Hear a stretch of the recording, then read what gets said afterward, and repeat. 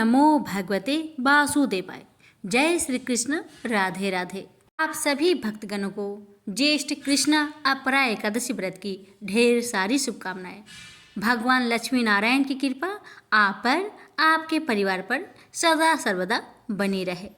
हिंदू धर्म में एकादशी व्रत का बहुत महत्वपूर्ण स्थान रखता है। प्रत्येक वर्ष में 24 एकादशियाँ होती है। जब अधिक मास या मलमास आता है तब इनकी संख्या बढ़कर 26 हो जाती है। ज्येष्ठ मास की कृष्णा पक्ष की एकादशी को अपरा एकादशी कहा जाता है। धार्मिक मान्यताओं के अनुसार अपरा एकादशी का व्रत रखने से विष्णु भगवान प्रसन्न होते हैं और साधक को धन, सुख, सौभाग्य का आशीर्वाद देते हैं।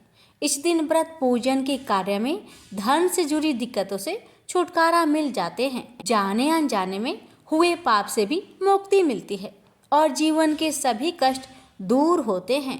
साथ ही साथ ये भी कहा जाता है कि आज के दिन जो भी भक्त गाय और अन्न का दान करते हैं उनके सभी मनोकामनाएं शीघ्र ही पूर्ण हो जाती है।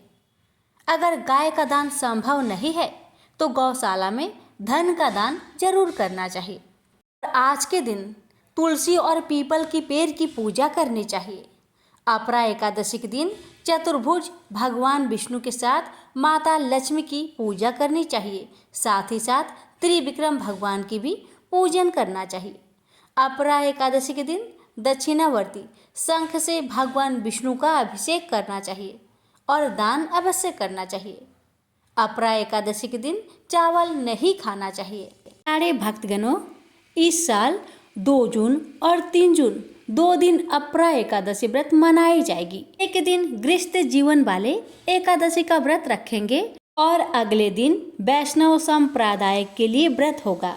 इस साल ज्येष्ठ मास के कृष्णा पक्ष की एकादशी तिथि का आरंभ 2 जून को सुबह 5:04 पर होगा और अगले दिन यानी 3 जून को सुबह 2:41 पर समाप्त होगा। इसलिए उदया तिथि के अनुसार अपरा एकादशी का व्रत 2 जून को रखा जाएगा। हालांकि गृहस्थ जीवन वाले 2 जून की ही अपरा एकादशी का व्रत रख सकते हैं, वही वैष्णव संप्रदाय के लोग 3 जून को व्रत रखेंगे। पूजा का शुभ मुहूर्त रहेगा 2 जून को। आयुष्मान योग में विष्णु जी की पूजा का सबसे उत्तम मुहूर्त बन रहा है। इस दिन सुबह 5:23 से लेकर दोपहर 12:12 तक अपरा एकादशी की पूजा कर सकते हैं। वही 3 जून को सूर्योदय के बाद सौभाग्य योग में अपरा एकादशी के लिए विष्णु जी का शुभ मुहूर्त रहेगा। पारण टाइमिंग: गृहस्थ जीवन वाले के लिए अपरा एकादशी व्रत पारण का मुहूर्त 3 जून को सुबह 8:05 AM से 8:23 AM तक रहेगा। वैष्णव जन के लिए अपरा एकादशी व्रत का पारण मुहूर्त 4 जून को सुबह 5:41 AM से 8:10 AM तक पारण मुहूर्त है। अपरा एकादशी व्रत की पूजन विधि: अपरा एकादशी के दिन सुबह जल्दी उठे, स्नान के बाद स्वच्छ कपड़े धारण करें, मंदिर की साफ सफाई करें, एक छोटी चौकी पर पीले वस्त्र बिछाए, अब विष्णु जी और माँ लक्ष्मी की प्रतिमा स्थापित करें। इसके बाद विष्णु जी का गंगा जल से अभिषेक करें और उन्हें पीले रंग का फूल, तुलसी दल, फल और धूप दीप अर्पित करें। संभव हो तो अपरा एकादशी का व्रत रखें। इसके बाद विष्णु जी की आरती उतारे। अंत में विष्णु जी और माँ लक्ष्मी समेत सभी देवी देवता की आरती उतारे। पूजा समाप्त होने के बाद लोगों को प्रसाद वितरण करें और स्वयं भी खाएं। धार्मिक मान्यताओं के अनुसार अपरा एकादशी का व्रत रखने से विष्णु जी प्रसन्न होते हैं और साधक को धन, सुख, सौभाग्य का आशीर्वाद देते हैं। इस दिन व्रत पूजन के कार्य में धन से जुड़ी दिक्कत से छुटकारा मिलता है। जाने अनजाने में हुए पापों से मुक्ति मिलती है और जीवन के सभी कष्ट दूर होते हैं। करियर में खूब तरक्की मिलती है और हर कार्य में भाग्य साथ देता है। तो आइए प्यारे भक्तगणों, श्री हरि लक्ष्मी नारायण के चरण कमलों का ध्यान करते हुए कथा को पूरी श्रद्धा से प्रसन्नचित मन से श्रवण करते हैं। प्रेम से बोलिए श्री हरि लक्ष्मी नारायण की जय। अपरा एकादशी व्रत कथा। युधिष्ठिर कहने लगे कि हे भगवान, ज्येष्ठ कृष्ण एकादशी का क्या नाम है तथा उसका महात्म्य क्या है, सो कृपा कर कहिए। भगवान श्री कृष्ण कहने लगे कि हे राजन, यह एकादशी अचला तथा अपरा दो नामों से जानी जाती है। पुराणों के अनुसार ज्येष्ठ कृष्ण पक्ष की एकादशी अपरा एकादशी है, क्योंकि यह अपार धन देने वाली है। जो मनुष्य इस व्रत को करते हैं वे संसार में प्रसिद्ध हो जाते हैं। इस दिन भगवान त्रिविक्रम की पूजा की जाती है। अपरा एकादशी के व्रत के प्रभाव से ब्रह्म हत्या, भूत योनि, दूसरे की निंदा आदि के सब पाप दूर हो जाते हैं। इस व्रत के करने से पर स्त्री गमन, झूठी गवाही देना, झूठ बोलना, झूठे शास्त्र पढ़ना या बनाना, झूठा ज्योतिषी बनाना तथा झूठा वैद्य बनाना आदि सब पाप नष्ट हो जाते हैं। जो क्षत्रिय युद्ध से भाग जाए वे नरकगामी होते हैं, परंतु अपरा एकादशी का व्रत करने से वे भी स्वर्ग को प्राप्त होते हैं। जो शिष्य गुरु से शिक्षा ग्रहण करते हैं फिर उनकी निंदा करते हैं वे अवश्य नरक में पड़ते हैं, मगर अपरा एकादशी का व्रत करने से वे भी इस पाप से मुक्त हो जाते हैं। जो फल तीनों पुष्कर में कार्तिक पूर्णिमा को स्नान करने से या गंगा तट पर पितरों को पिंडदान करने से प्राप्त होता है, वही अपरा एकादशी का व्रत करने से प्राप्त होता है। मकर के सूर्य में प्रयागराज के स्नान से, शिवरात्रि का व्रत करने से, सिंह राशि के बृहस्पति में गोमती नदी के स्नान से, कुंभ में केदारनाथ के दर्शन या बद्रीनाथ के दर्शन, सूर्य ग्रहण में कुरुक्षेत्र के स्नान से, स्वर्ण दान करने से अथवा अर्ध प्रसूता गौदान से जो फल मिलता है वही फल अपरा एकादशी के व्रत से मिलता है। यह व्रत पाप रूपी वृक्ष को काटने के लिए कुल्हाड़ी है, पाप रूपी ईंधन को जलाने के लिए अग्नि है, पाप रूपी अंधकार को मिटाने के लिए सूर्य के समान है, मृगों को मारने के लिए सिंह के समान है। अतः मनुष्य को पापों से डरते हुए इस व्रत को अवश्य करना चाहिए। अपरा एकादशी का व्रत तथा भगवान का पूजन करने से मनुष्य सब पापों से छूटकर विष्णु लोक को जाता है। इसकी प्रचलित कथा के अनुसार प्राचीन काल में महिध्वज नामक एक धर्मात्मा राजा था।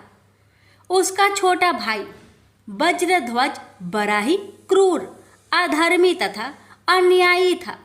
वह अपने बड़े भाई से द्वेष रखता था। उस पापी ने एक दिन रात्रि में अपने बड़े भाई की हत्या करके उसकी देह को एक जंगली पीपल के नीचे गाड़ दिया। इस अकाल मृत्यु से राजा प्रेत आत्मा के रूप में उसी पीपल पर रहने लगा और अनेक उत्पात करने लगा। एक दिन अचानक धौम्य नामक ऋषि उधर से गुजरे। उन्होंने प्रेत को देखा और तपोबल से उसके अतीत को जान लिया। अपने तपोबल से प्रेत उत्पात का कारण समझा। ऋषि ने प्रसन्न होकर उस प्रेत को पीपल के पेड़ से उतारा तथा परलोक विद्या का उपदेश दिया। दयालु ऋषि ने राजा की प्रेत योनि से मुक्ति के लिए स्वयं ही अपरा अचला एकादशी का व्रत किया और उसे अगति से छुड़ाने को उसका पुण्य प्रेत को अर्पित कर दिया। इस पुण्य के प्रभाव से राजा की प्रेत योनि से मुक्ति हो गई। वह ऋषि को धन्यवाद देता हुआ दिव्य देह धारण कर पुष्पक विमान में बैठकर स्वर्ग को चला गया। हे राजन, यह अपरा एकादशी की कथा मैंने लोकहित के लिए कही है। इसे पढ़ने अथवा सुनने से मनुष्य सब पापों से छूट जाता है। प्रेम से बोलिए विष्णु भगवान की जय। अब श्रवण करेंगे त्रिविक्रम भगवान की कथा। विष्णु भगवान की वामन अवतार को ही त्रिविक्रम कहा जाता है। ये श्रवण करते हैं वामन अवतार की कथा। वामन देव भगवान विष्णु के अवतार है। असुरों के राजा बलि ने देवताओं को युद्ध में पराजित कर दिया था और स्वर्ग अपने कब्जे में ले लिया था। बलि की वजह से सभी देवता बहुत दुखी थे। दुखी देवता अपनी माता अदिति के पास पहुंचे और अपनी समस्या बताई।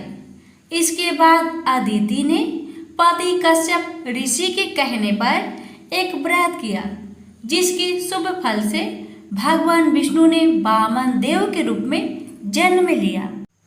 वामन देव ने छोटी उम्र में ही दैत्यराज बाली को पराजित कर दिया था। बाली अहंकारी था। उसे लगता था कि वह सबसे बड़ा दानी है। विष्णु जी वामन देव के रूप में उसके पास पहुँचे और 3 पग धरती मांगी। अहंकार बलि ने सोचा कि ये तो छोटा सा काम है, मेरा तो पूरी धरती पर अधिकार है, मैं इसे 3 पग भूमि दान कर देता हूँ। बलि वामन देव को 3 पग भूमि दान देने के लिए संकल्प कर रहे थे। उस समय शुक्राचार्य ने उसे रोकने की कोशिश की। दरअसल शुक्राचार्य जान गए थे कि वामन के रूप में स्वयं भगवान विष्णु हैं। शुक्राचार्य ने बलि को समझाया कि ये छोटा सा बच्चा नहीं है, ये स्वयं विष्णु है, ये तुम्हें ठगने आए हैं, तुम इन्हें दान मत दो। ये बात सुनकर बलि बोला कि अगर ये भगवान हैं और मेरे द्वार पर दान मांगने आए हैं तो मैं भी इन्हें मना नहीं कर सकता हूँ। ऐसा कहकर बलि ने हाथ में जल का कमंडल लिया तो शुक्राचार्य छोटा रूप धारण करके कमंडल की डंडी में जाकर बैठ गए ताकि कमंडल से पानी ही बाहर ना निकले और राजा बलि संकल्प ना ले सके।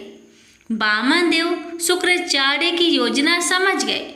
उन्होंने तुरंत ही एक पतली लकड़ी ली और कमंडल की डंडी में डाल दी, जिससे अंदर बैठे शुक्राचार्य की एक आंख फूट गई और वे तुरंत ही कमंडल से बाहर आ गए। इसके बाद राजा बलि ने वामन देव को 3 पग भूमि दान करने का संकल्प ले लिया। राजा के संकल्प लेने के बाद वामन देव ने अपना आकार बढ़ाकर एक पग में पृथ्वी और दूसरे पग में स्वर्ग नाप लिया। इसके बाद उन्होंने राजा से कहा कि अब मैं तीसरा पग कहाँ रखूं? ये सुनकर राजा बलि का अहंकार टूट गया। तब बलि ने कहा कि तीसरा पग आप मेरे सिर पर रख सकते हैं। बलि की दान वीरता देखकर वामन देव प्रसन्न हुए और उसे पाताल लोक के राजा बना दिया। मोर नाम का एक दैत्य था। रावण और कंस की तरह वह भी बड़ा आतंक मचाता था। स्वर्ग में देवों सहित सभी को पीड़ा देता था। सब लोग उससे रक्षा मांगकर श्रीमन नारायण की शरण में गए। भगवान ने कहा, मैं उसे संभलाता हूँ, चिंता मत करो। भगवान मोर के साथ युद्ध करने लगे, लेकिन अपनी सारी शारीरिक शक्ति लगाकर भी भगवान कुछ नहीं कर सके। भगवान को युद्ध के मैदान से पलायन करना पड़ा। वे हिमालय की एक गुफा में छिप गए।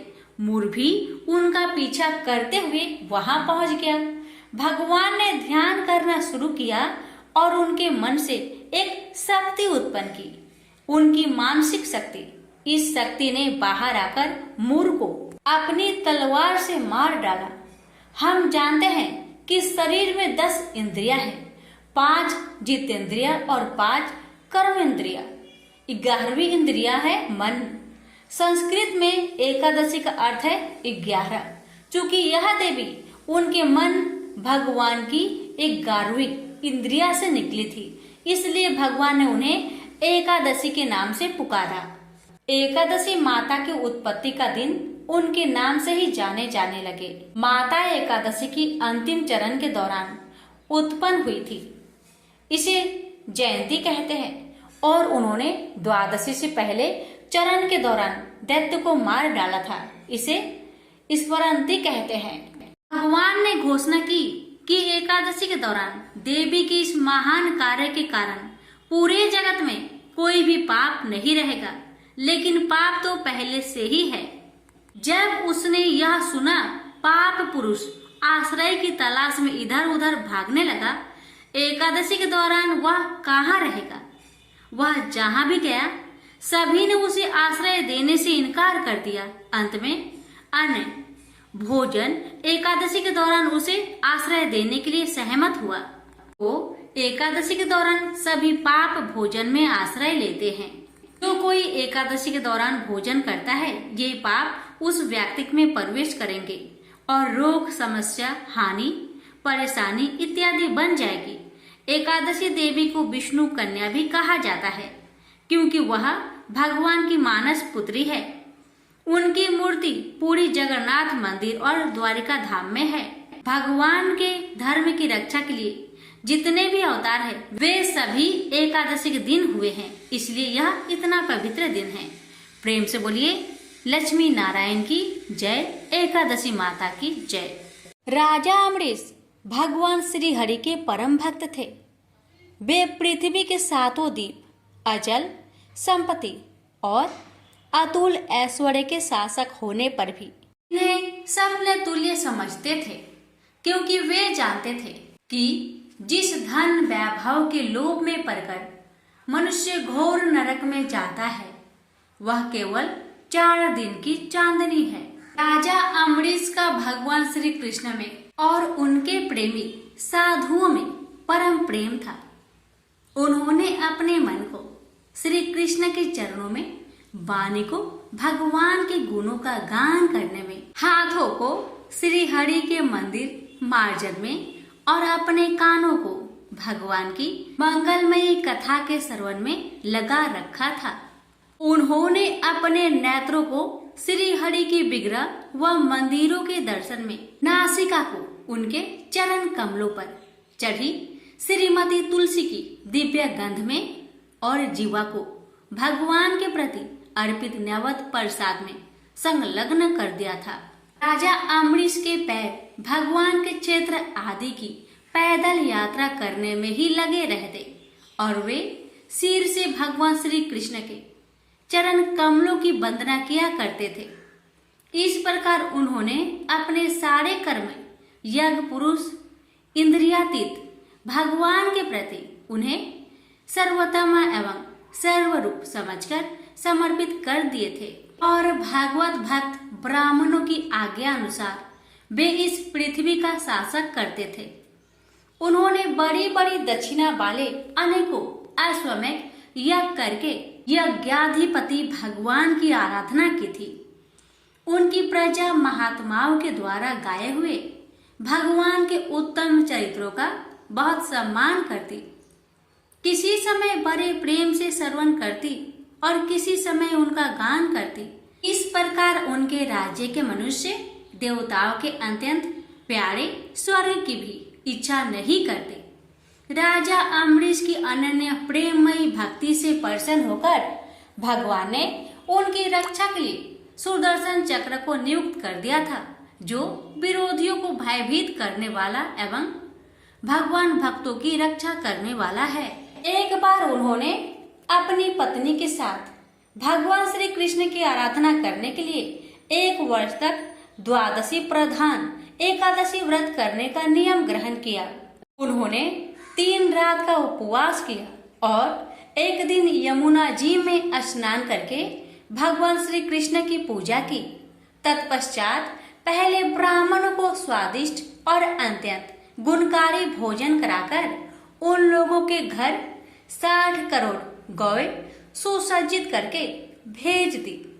जब ब्राह्मणों को सब कुछ मिल चुका, तब राजा ने उन लोगों से आज्ञा लेकर व्रत का पारण करने की तैयारी की।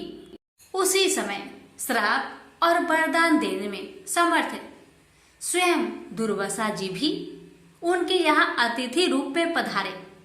राजा अम्बरीश उन्हें देखते ही उठकर खड़े हो गए, आसन देकर बैठाया और विविध सामग्रियों से उनके चरणों में प्रणाम करके भोजन के लिए प्रार्थना की। दुर्वासा जी ने राजा अम्बरीश की प्रार्थना स्वीकार कर ली और इसके बाद आवश्यक कर्मों से निवृत्त होने के लिए वे नदी तट पर चले गए। ब्रह्मा का ध्यान करते हुए यमुना के पवित्र जल में स्नान करने लगे। इधर द्वादशी केवल घड़ी भर शेष रह गई थी। धर्मज्ञ अम्बरीश ने धर्म संकट में पड़कर ब्राह्मणों के साथ परामर्श किया। उन्होंने कहा, ब्राह्मण देवताओं, ब्राह्मण को बिना भोजन कराए स्वयं खा लेना और द्वादशी रहते पारण न करना दोनों ही दोष है। इसलिए इस समय जैसा करने से मेरी भलाई हो और मुझे पाप न लगे, ऐसा काम करना चाहिए। तब ब्राह्मणों के साथ विचार करके उन्होंने कहा, ब्राह्मणों, श्रुतियों में ऐसा कहा गया है कि जल पी लेना भोजन करना भी है, नहीं भी करना है। इसलिए इस समय केवल जल से पारण किए लेता हूँ। ऐसा निश्चय करके मन ही मन भगवान का चिंतन करते हुए राजश्री अम्बरीश ने जल पी लिया और फिर दुर्वासा जी के आने की राह देखने लगे। दुर्वासा जी आवश्यक कर्मों से निवृत्त होकर यमुना तट से लौट आए। जब राजा ने आगे बढ़कर उनका अभिनंदन किया, तब उन्होंने अनुमान से ही समझ लिया कि राजा ने पारण कर लिया है। उस समय दुर्वासा जी बहुत भूखे थे। वे क्रोध से थर थर कांपने लगे। उन्होंने हाथ जोड़कर खड़े अम्बरीश से डट कर कहा, आओ देखो तो सही, यह कितना क्रूर है। यह धन के मद में मतवाला हो रहा है। भगवान की भक्ति तो इसे छू तक नहीं गई और यह अपने को बड़ा समर्थ मानता है। आज इसने धर्म का उल्लंघन करके बड़ा अन्याय किया है। मैं इसका अतिथि होकर आया हूँ, किंतु फिर भी मुझे खिलाए बिना ही इसने खा लिया। अच्छा देख, तुझे अभी इसका फल चखाता हूँ। यो कहते कहते वे क्रोध से जल उठे। उन्होंने अपनी एक जटा उखाड़ी और उससे अम्बरीश को मार डालने के लिए एक कृत्या राक्षसी उत्पन्न की। वह आग के समान जलती हुई हाथ में तलवार लेकर राजा अम्बरीश पर टूट पड़ी। परम पुरुष परमात्मा ने अपने सेवक की रक्षा के लिए पहले से ही सुदर्शन चक्र को नियुक्त कर रखा था। जैसे आग क्रोध से गुर्राते हुए सांप को भस्म कर देती है, वैसे ही चक्र ने दुर्वासा जी की कृत्या को जलाकर ढेर कर दिया। जब दुर्वासा जी ने देखा कि मेरी बनाई हुई कृत्या तो जल रही है और चक्र मेरी ओर आ रहा है, तब वे भयभीत हो अपने प्राण बचाने के लिए जी छोड़कर एकाएक भाग निकले। जैसे ऊंची ऊंची लपटों वाला दवानल सांप के पीछे दौड़ता है, वैसे ही भगवान का चक्र तो मेरे पीछे लग गया है। तब दुर्वासा जी दिशा, आकाश, पृथ्वी, अतल, बीतल आदि नीचे के लोक, समुद्र, लोकपाल और उनके द्वारा सुरक्षित लोक एवं स्वर्ग तक में गए। परंतु जहां जहां वे गए वहीं वहीं उन्होंने असहा तेज वाले सुदर्शन चक्र को अपने पीछे लगा देखा। जब उन्हें कहीं भी कोई रक्षक न मिला तब वे तो डर गए। अपने प्राण बचाने के लिए वे देव शिरोमणि ब्रह्मा जी के पास गए और बोले, ब्रह्मा जी, आप स्वयंभू हैं, भगवान के इस तेजमयी चक्र से मेरी रक्षा कीजिए।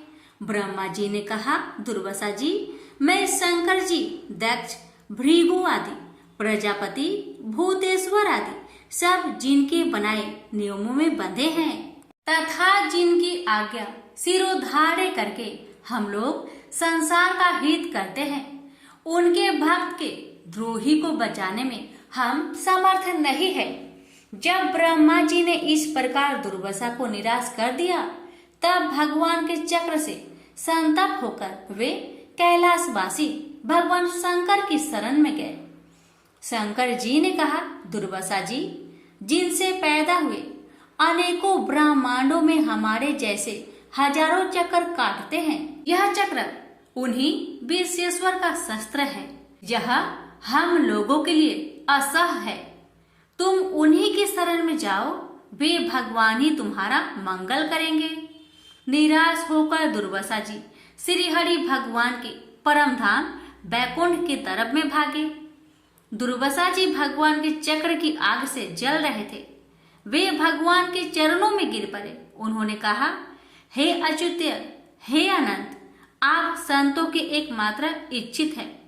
प्रभु, संपूर्ण जगत के जीवन दाता, मैं अपराधी हूँ, आप मेरी रक्षा कीजिए। आपका परम प्रभाव न जानने के कारण ही मैंने आपके प्यारे भक्त का अपराध किया है। प्रभु, आप मुझे बचाइए। श्री भगवान ने कहा, दुर्वासा जी, मैं सर्वथा भक्तों के अधीन हूँ। मुझ में तनिक भी स्वतंत्रता नहीं है। जो भक्त स्त्री, पुत्र, गृह, गुरुजन, प्राण, धन, इहलोक और परलोक सबको छोड़कर केवल मेरी शरण में आ गए हैं, उन्हें छोड़ने का संकल्प भी मैं कैसे कर सकता हूँ? इसमें संदेह नहीं कि ब्राह्मणों के लिए तपस्या और विद्या परम कल्याण के साधन है, परंतु यदि ब्राह्मण उद्दंड और अन्यायी हो जाए तो वे ही दोनों उल्टा फल देने लगते हैं। दुर्वासा जी सुनिए, मैं आपको एक उपाय बताता हूँ जिसका अनिष्ट करने से आपको इस विपत्ति में आना पड़ा है। आप उसी के पास जाइए, उनसे क्षमा मांगिए, तब आपको शांति मिलेगी। सुदर्शन चक्र की ज्वाला से जलते हुए दुर्वासा लौटकर राजा अम्बरीश के पास आए और उन्होंने अत्यंत दुखी होकर राजा के पैर पकड़ लिए। दुर्वासा जी की यह चेष्टा देखकर और उनके चरण पकड़ने से लज्जित होकर राजा अम्बरीश भगवान के चक्र की स्तुति करने लगे। अम्बरीश ने कहा, प्रभु सुदर्शन, आप अग्नि स्वरूप है, भगवान के प्यारे, हजार दांत वाले चक्र देवा, मैं आपको नमस्कार करता हूँ। समस्त अस्त्र शस्त्रों को नष्ट कर देने वाले एवं पृथ्वी के रक्षक, आप इन ब्राह्मण की रक्षा कीजिए। आप कृपा करके हमारे कुल के भाग्योदय के लिए दुर्वासा जी का कल्याण कीजिए। हमारे ऊपर यह आपका महान अनुग्रह होगा। यदि मैंने कुछ भी दान किया हो या किया हो अथवा अपने धर्म का पालन किया हो, यदि हमारे वंश के लोग ब्राह्मणों को ही अपना आराध्य देव समझते रहे हो, तो दुर्वासा जी की जलन मिट जाए। भगवान समस्त गुणों के एकमात्र आश्रय स्थल है। यदि मैंने समस्त प्राणियों की आत्मा के रूप में उन्हें देखा हो और वे मुझ पर प्रसन्न हो, तो दुर्वासा जी का हृदय की सारी जलन मिट जाए। अब राजा अम्बरीश ने दुर्वासा जी को सब ओर से जलाने वाले भगवान के सुदर्शन चक्र की इस प्रकार स्तुति की। तब उनका प्रार्थना से चक्र शांत हो गया।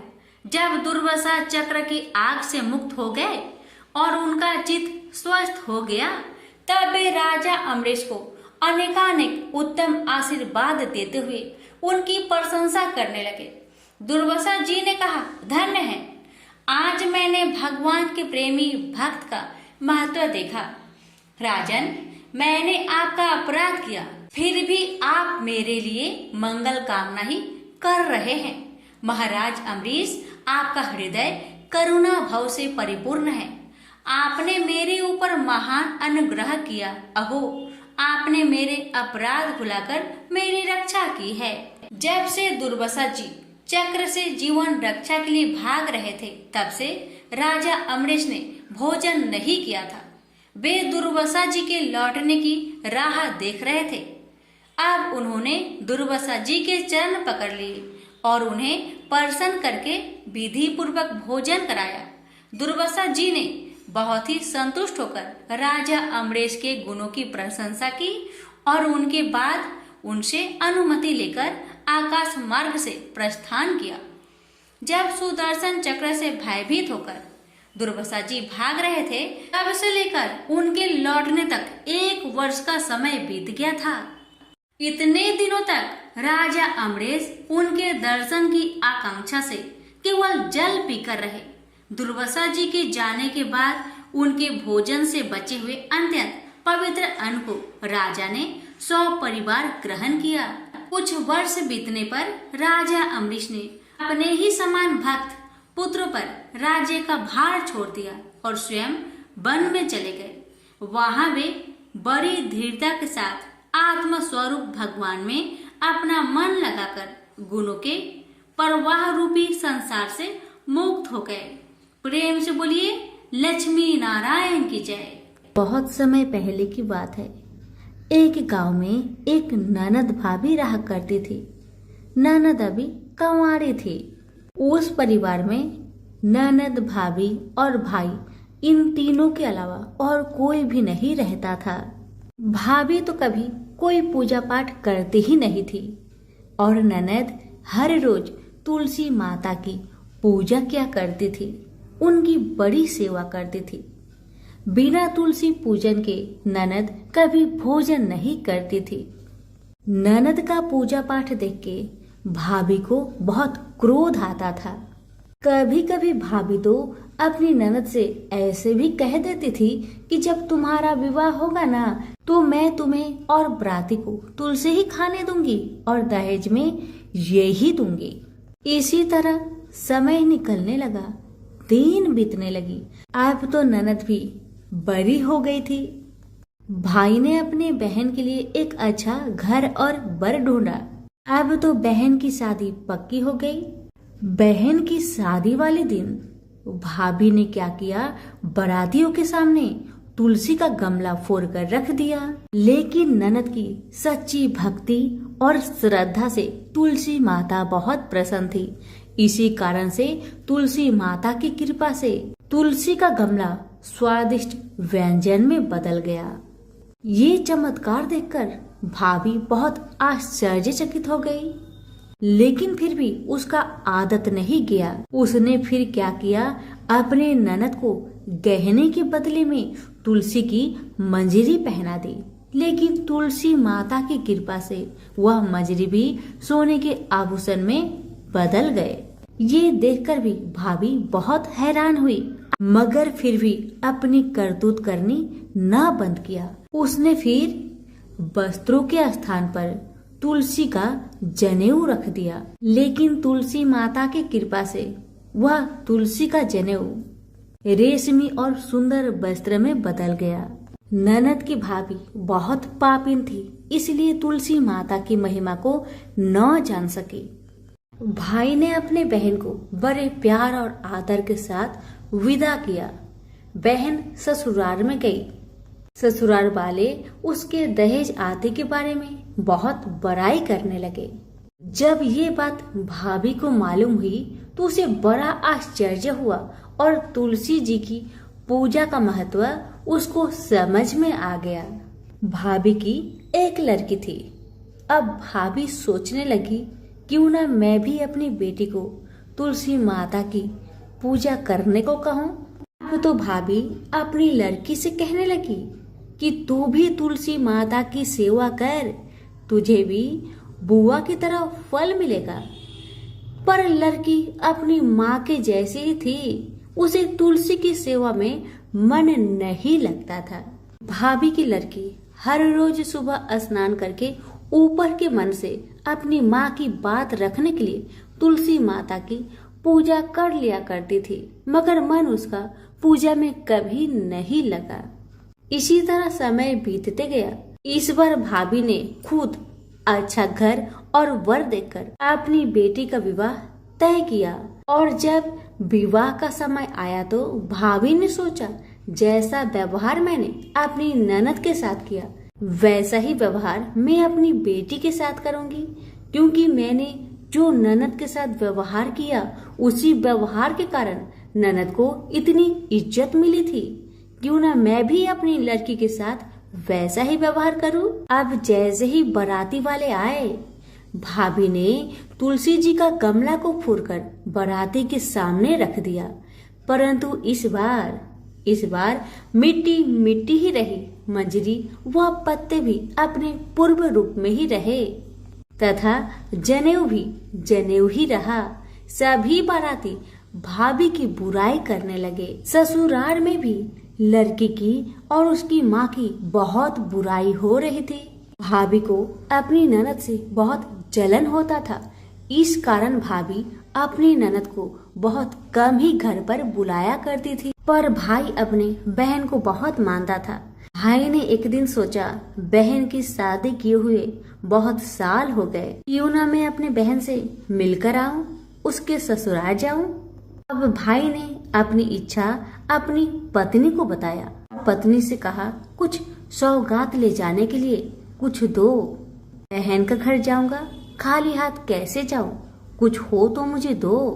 भाभी ने क्या किया, गुस्से से जुआर एक थैले में भरकर कहा, लो इसी को लो और अपनी बहन के घर ले जाओ, मेरे पास और कुछ नहीं है, यही है, इसी को ले जाओ।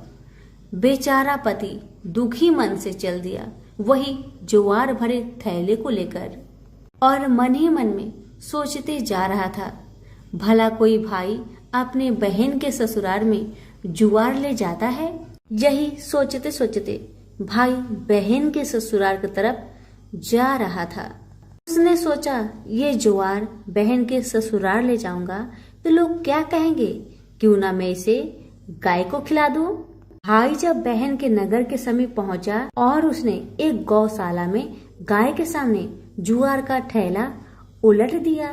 जुआर को उलटता देखकर तब गौपालक ने कहा, ए भाई तुम ये क्या कर रहे हो, सोना मोती गाय के आगे क्यों डाल रहे हो। भाई ने जब नीचे देखा तो सचमुच हीरे मोती सोना चांदी जगमगा रहे थे। भाई ने तुलसी माता के चमत्कार को जान लिया और जोर जोर से तुलसी माता की जयकारा लगाने लगा और सारी कहानी उस गौपालक को बताया। सोना चांदी हीरा मोती थैले में भरकर बहुत प्रसन्न मन से अपने बहन के घर गया। बहन भाई को देखकर बहुत प्रसन्न हुई और अपनी भाई की बहुत आवभगत की। भाई ने अपनी बहन की सास ससुर से आज्ञा लेकर अपनी बहन को घर लेकर आया और रास्ते में सारी कहानी बताते आ रहा था कि कैसे भाभी ने ज्वार भरकर थैले में दिए थे और तुलसी माता की कृपा से कैसे ये ज्वार हीरे मोती सोने चांदी में बदल गए। भाई को तुलसी माता का महिमा पता चल गया था। अब भाई और बहन घर आकर अपनी भाभी को सारी कहानी बताते हैं और तुलसी माता की महत्व को समझाते हैं और पूजन करने का फल उसे भी बताते हैं। अब तो भाई और भाभी और उसकी बेटी तीनों जन मिलकर हर दिन तुलसी माता का पूजन किया करते थे और तुलसी माता भी उनके पूजन से प्रसन्न होकर उनके घर में अन्न धन के भंडार भर दिए और भाभी की बेटी को भी अच्छा घर और वर मिला। तो सभी मिलकर बोलिए, तुलसी मैया की जय हो। एक बार गणेश जी ने पृथ्वी के मनुष्य की परीक्षा लेने का विचार किया। वे अपना रूप बदलकर पृथ्वी पर भ्रमण करने लगे। उन्होंने एक बालक का रूप बना लिया, एक हाथ में एक चम्मच में दूध ले लिया और दूसरे हाथ में एक चुटकी चावल ले लिए और गली गली घूमने लगे। साथ ही साथ आवाज लगाते चल रहे थे, कोई मेरे लिए खीर बना दे, कोई मेरे लिए खीर बना दे। कोई भी उन पर ध्यान नहीं दे रहा था, बल्कि लोग उन पर हंस रहे थे। वे लगातार एक गांव के बाद दूसरे गांव इसी तरह चक्कर लगाते हुए पुकारते रहे, पर कोई खीर बनाने के लिए तैयार नहीं था। सुबह से शाम हो गई, गणेश जी लगातार घूमते रहे। एक बुढ़िया थी, शाम के वक्त अपनी झोपड़ी के बाहर बैठी हुई थी।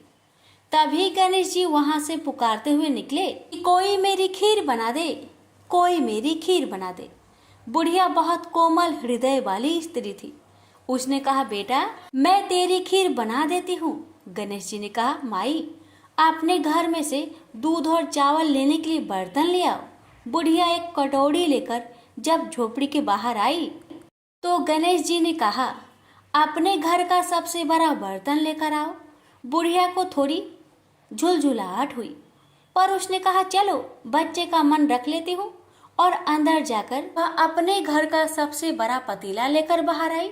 गणेश जी ने चम्मच से पतीले में दूध उड़ेलना शुरू किया। तब बुढ़िया के आश्चर्य की सीमा न रही। जब उसने देखा दूध से पूरा पतीला भर गया है, एक के बाद एक वह बर्तन झोपड़ी से बाहर लाती गई और उसमें गणेश जी दूध भरते चले गए। इस तरह से घर के सारे बर्तन दूध से लबालब भर गए। गणेश भगवान ने बुढ़िया से कहा, मैं स्नान करके आता हूँ, तब तक तुम खीर बना लो, मैं वापस आकर खाऊंगा। बुढ़िया ने पूछा, मैं इतनी सारी खीर का क्या करूंगी? इस पर गणपति जी बोले, सारे गांव को दावत दे दो। बुढ़िया ने बड़े प्यार से मन लगाकर खीर बनाई। खीर की भीनी भीनी मीठी मीठी खुशबू चारों दिशाओं में फैल गई। खीर बनाने के बाद वह हर घर में जाकर खीर खाने का न्योता देने लगी। लोग उस पर हंस रहे थे। बुढ़िया के घर में खाने को दाना नहीं और यह सारे गांव को खीर खाने की दावत दे रही है। लोगों को कौतूहल हुआ और खीर की खुशबू से लोग खींचे चले आए। लो, सारा गांव बुढ़िया के घर में इकट्ठा हो गया। जब बुढ़िया की बहू को दावत की बात मालूम हुई तब वह सबसे पहले वहां पहुंच गई। उसने खीर से भरे पतीलों को जब देखा तो उसके मुंह में पानी आ गया। उसे बड़ी जोर से भूख लगी हुई थी। उसने एक कटोरी खीर निकाली और दरवाजे के पीछे बैठकर खाने को तैयार करने लगी। इसी बीच एक छींटा गिर गया और गणपति जी का भोग लग गया और वो प्रसन्न हो गए। अब पूरे गांव को खाने की दावत देकर बुढ़िया वापस अपने घर आई। उसने देखा बालक वापस आ गया था। बुढ़िया ने कहा, बेटा खीर तैयार है, भोग लगा लो। गणपति जी बोले, माँ भोग तो लग चुका है, मेरा पेट पूरी तरह से भर गया है, मैं तृप्त हूँ, अब तू खा, अपने परिवार और गांव वालों को खिला। बुढ़िया ने कहा, यह तो बहुत ज्यादा है, सबका पेट भर जाएगा, इसके बाद भी यह बच जाएगी। उस बची खीर का मैं क्या करूंगी? इस पर गणेश जी बोले, उस बची खीर को रात में अपने घर के चारों कोनों में रख देना। और बुढ़िया ने ऐसा ही किया। जब सारा गांव जी भरकर खा चुका तभी ढेर सारी खीर बच गई। उसने उसके पत्रों को अपने घर के चारों तरफ रख दिया। वहां उठकर उसने क्या देखा? पतीले में खीर के स्थान पर हीरे, जवाहरात और मोती भर गए हैं। बहुत खुश हुई।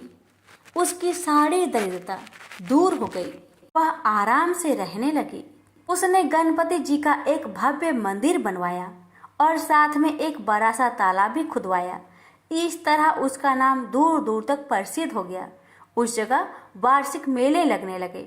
लोग गणेश जी की कृपा प्राप्त करने के लिए उस स्थान पर पूजा करने और मान्यताएं मानने के लिए आने लगे। गणेश जी सबकी मनोकामनाएं को पूरी करने लगे। प्रेम से बोलिए गणेश भगवान की जय।